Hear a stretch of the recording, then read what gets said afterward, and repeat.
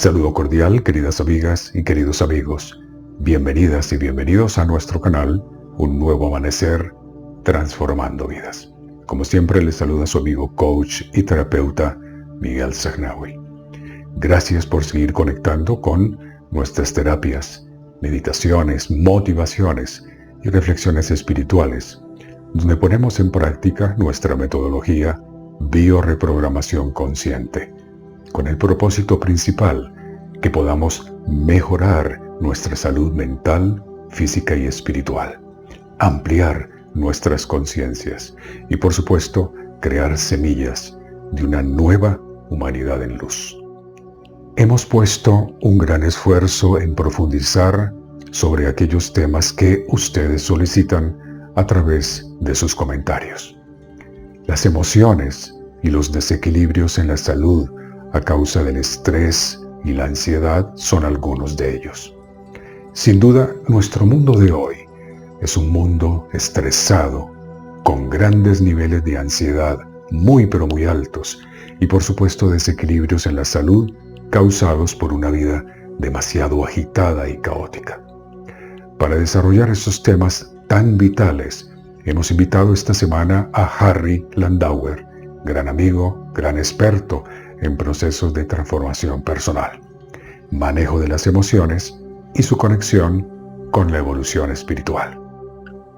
Estamos viviendo épocas en que todo es demasiado rápido, la tecnología cada vez nos sorprende mucho más, pero vemos a nuestros seres queridos cada vez más tristes y cada vez más preocupados y cada vez más deprimidos. ¿Cómo le levantamos el ánimo a nuestra gente? Excelente enfoque, porque la verdad, pues el tema de la inteligencia artificial, que creo que vamos a tocar ese tema, está generando incertidumbre, mucha incertidumbre, porque hablan de que se van a perder 500,000 empleos en diferentes, 500 millones de empleos en diferentes escenarios. Entonces ahí entra la incertidumbre de ¿será que estoy dentro de esos 500 millones de empleos?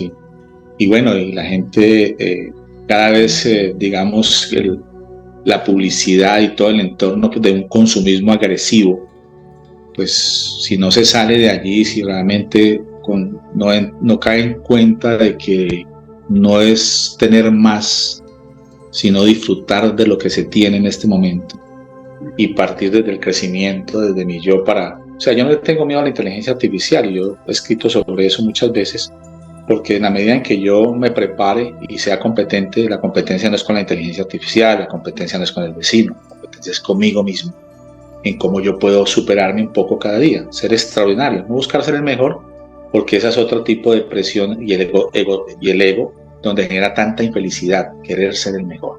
Una sociedad que obliga mucho a eso y realmente no se trata de ser el mejor, sino ser extraordinario. Entonces pienso que ahí podemos enfocarnos para encontrar volver a que la persona se salga de una competitividad externa y se integre a una competitividad interna pero sana, un crecimiento paulatino, que lo disfrute, que escuche su audiolibro, que esté afiliado al canal, que esté alimentando su espíritu, que confíe en sí mismo, que aprenda a hablar, que es importante, que no hemos hablado del lenguaje, tanto verbal como corporal, y que camine como un triunfador realmente y se comporte como tal. Y va a ver que no se está dejando guiar por las élites del mundo que siempre quieren gobernar a través del miedo. Recordemos que el miedo, y lo vivimos en nuestro país y en todas las dictaduras, en todos digamos, en la parte económica, inclusive con la escasez, con la oferta y demanda. Oferta y demanda es miedo, porque siempre el planeta es rico. Imagínate que no está poblado ni en un 5% el planeta, ni en un 5% de la superficie del planeta. Pero si no caemos en cuenta en esas estadísticas, pues el miedo nos dice que va a haber escasez de alimentos cuando tenemos tierras, pero en cantidad, agua en cantidad. Entonces es como no dejarse llevar por las malas y falsas noticias que venden miedo para que la persona se subyugue a una mentalidad que sea fácilmente dominable y que entre a un mundo de esclavitud moderna, porque realmente una mente con miedo es un esclavo. cuando se hace un trabajo terapéutico o un trabajo para que esa persona quiera superar, digamos, una situación de crisis interna, ¿cuáles son los primeros pasos que tú recomiendas para que esa persona vuelva a recuperar su ánimo, su ser colorido, su ser espiritual? Primero que le pregunto es, ¿a qué le tienes miedo? ¿Qué es lo que más te da vueltas en tu cabeza en este momento? ¿Qué es lo que más te quiebra el coco, como decimos? Y generalmente lo primero que dicen no es realmente el primero, sino que hay que romper el mismo ego se protege. El problema con el ego, Miguel, es que el ego es tan sutil que va creciendo contigo. O sea, entre más ganes, el ego más gana. Entre más te capacites, el ego más se capacita. Y el ego es tan sutil que mañana lo hacemos, o tendremos tiempo. O sea, es muy sutil en manipular el crecimiento espiritual de la persona. Eso es lo mismo de lo mismo. Por ejemplo, la gente no va, es que yo ya estuve con John Maxwell, yo he ido 6 veces con John Maxwell. La gente va una vez y dice que eso es suficiente. No cae en cuenta que con la repetición se sale la revelación. En la medida en que yo repito, porque creo caminos neuronales nuevos y se forma una sinapsis mental tan grande que empieza a aparecer el eureka, la revelación. Con la repetición sale la revelación. Por eso hay que estar el mismo tema, ¿Qué es un experto? Un experto es una persona que repite su tema, repite y ahonda en su tema y se vuelve un experto a nivel mundial. Entonces la gente quiere ser experto en sus emociones, quiere ser experto en felicidad, pero se estudia un libro y cree que es suficiente. Ve un video de Miguel, cree que es suficiente, y el ego lo engaña de esa manera. Es sutil. El ego dice, no, ya, con esto es suficiente, dale. Y se encuentra el primer tropiezo, que es la manada, que es el entorno en que vive. Quiere dejar de fumar, deja de fumar un mes y dice, yo voy a ir con los amigos que fuman. Y resulta que está comprobado científicamente que las personas que vuelven a sus entornos, donde está lo que quiso trascender o dejar, recaen un 90%, porque no ha creado el músculo de la voluntad, no ha creado el suficiente. Cuando uno va a un gimnasio no puede sacar el músculo de la voluntad, exactamente, así es. Entonces la gente va a un gimnasio. ¿Por qué la gente entra a un gimnasio en diciembre y se matricula el 100%, digamos así, y en marzo el 80% se va? Porque no desarrollaron el músculo que querían. Pensaron que eso es de la noche a la mañana y abandonan, en lugar de desarrollar ese músculo más que todo de la voluntad y darse cuenta que ha mejorado un poco, que se mide, ha mejorado un poco. El ego te ataca desde allí. No ha mejorado mucho. Has crecido 1 centímetro, no, eso no es nada, eso mejor come más. Entonces ahí es donde hay que estar la constancia, la perseverancia. Para mí la inteligencia más digamos que yo estoy trabajando mucho con mi gente, Miguel, es la inteligencia de la perseverancia. Creo que este mundo es la inteligencia de la perseverancia y creo que tiene que tener un espacio muy importante en todos nuestros procesos. Se habla de inteligencia emocional, inteligencia vocacional, inteligencia de todas estas inteligencias que nos hablan, pero la inteligencia para mí es la perseverancia, que número 1 es la perseverancia. La gente abandona con mucha frecuencia. Solamente el 3 al 5% de las personas perseveran y ahí está la riqueza en el mundo.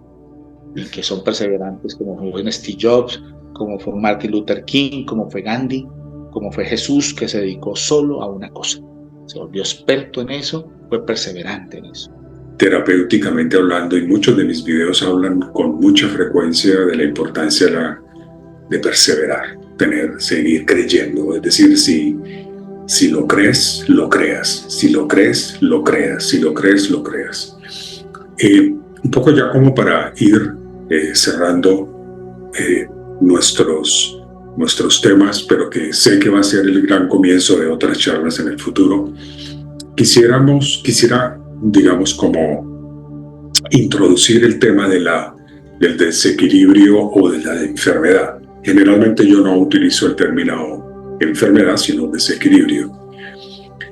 Estamos viviendo una sociedad que se está enfermando con mucha rapidez. Es decir, no solamente estamos hablando de falta de sueño o picos de ansiedad o picos de estrés, sino en general las personas están somatizando muy rápido, digamos, su parte emocional.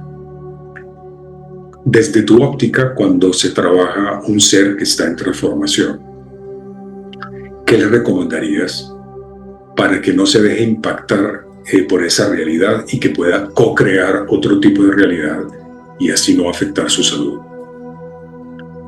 Miguel, lo que sucede es que cuando uno ve, por ejemplo, en dónde radica la enfermedad, es un desequilibrio emocional, donde unas células se rebelan, entran en un proceso yo le llamo las insurgencia celular. Entonces se desarmonizan porque hay una información que está causando eso.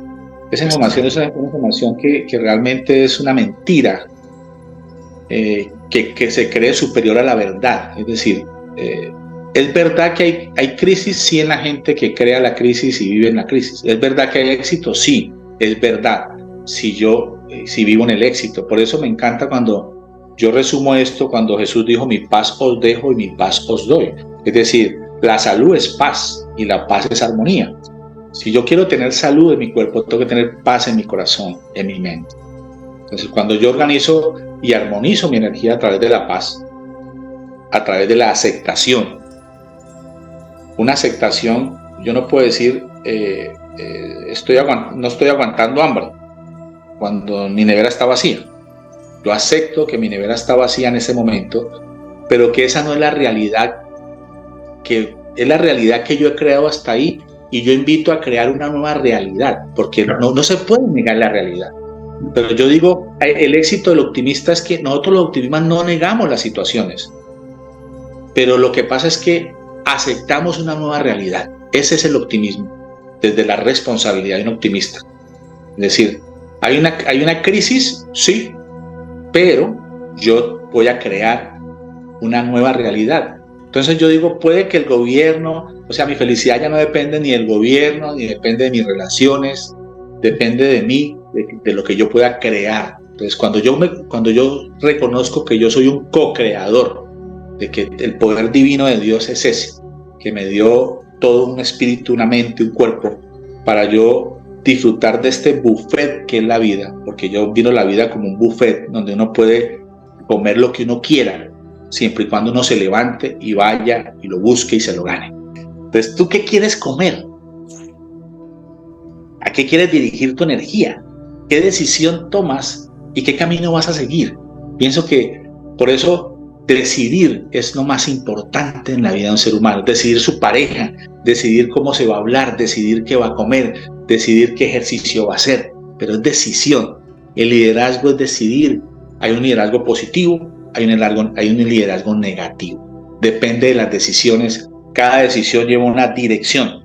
Cada dirección lleva a una dirección. Entonces, si yo decido bajo la dirección de vivir en paz, salud, prosperidad, y todo lo que yo me enfoco ahí, digo no, porque pienso que una de las inteligencias más grandes del ser humano hoy en día es saber decir no también, porque hay mucha cosa que quiere desviarte del camino, y sostenerse en el camino es realmente lo interesante. No es difícil decirle no a un cigarrillo, decirle no a marihuana, decirle no a una borrachera. No es difícil, siempre y cuando yo me ame, me valore y me respete. Cuando yo me amo, me valoro y me respeto y me pongo en primer lugar, lo demás es fácil decirle no. Pero si yo busco la aceptación, si yo busco la aprobación en la parte externa, es donde permito que esos enemigos que yo mismo he creado entren a mi vida y hagan un autosabotaje de mi felicidad. Es un ciclo de felicidad, hay un ciclo de infelicidad. Yo tengo que meterme al ciclo, comprometido en sostenerme en ese ciclo, y ahí voy a vivir felizmente, muy feliz. Fíjate lo importante que has mencionado, y eso lo vemos en la práctica cuando al final hacemos un resumen o una síntesis de un proceso terapéutico. la persona que ha aceptado el proceso reconoce que su propio enemigo ha sido él, es la misma persona, ¿no? Que no lo hace manejar. Cuando yo convierto a mi enemigo en mi amigo, es que yo me transformo. Porque es importante. Yo reconozco a mi enemigo y digo, wow, aquí está, y lo abrazo. Mi pasado. Hay gente que usa su pasado como su enemigo, se arrepiente, se culpa, pero cuando yo digo, eso era lo que yo era. En ese momento tenía ese estado de conciencia y lo abrazo y le digo, Miguel de 20, 25 años, joven, caballo loco, te abrazo, hermano, porque es que tomaste las decisiones con lo que tenías y convierto lo que para antes era un enemigo, un pasado que no quería reconocer, en mi amigo, ahí donde sale la transformación. Entonces, eso es una mentalidad ya, digamos, de una conciencia de decir, mis enemigos pueden ser mis mejores amigos en la transformación, porque el enemigo me permite ver en dónde yo tengo que enfocarme para no seguir haciendo eso. Muy bien, estimado Harry, pero muchísimas gracias por darle valor de contenido a nuestro canal. En nuestro próximo programa seguiremos, por supuesto, desarrollando estos temas tan fundamentales para el despertar de conciencia, mejorar nuestra salud mental y física y, por supuesto, implementar todo lo que podamos hacer para nuestra evolución espiritual. Porque tienes derecho a un nuevo amanecer con infinitas posibilidades para mejorar tu vida.